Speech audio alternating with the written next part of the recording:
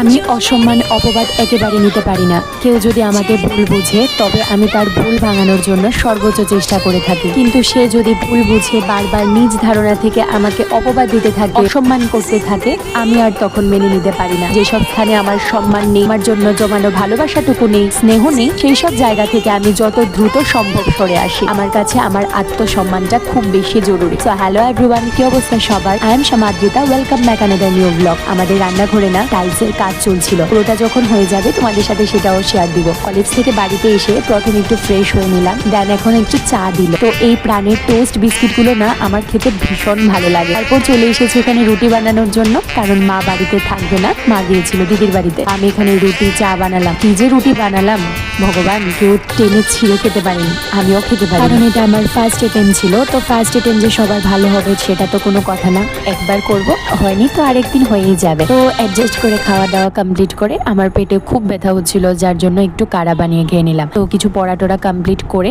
তাড়াতাড়ি আমার আজকে শুতেও হবে, কারণ একদম মন ভালো লাগছিল না কেন জানি না। আর পরদিন তো কলেজও আছে, এটাই চলছে। আসি, ঘুমাই, উঠি, আবার কলেজে চলে যাই। তো আজকে ভিডিওটা থাকবে এই পর্যন্ত। যদি ভিডিওটা ভালো লেগে থাকে, don't forget like, comment, take care, bye, thanks for watching.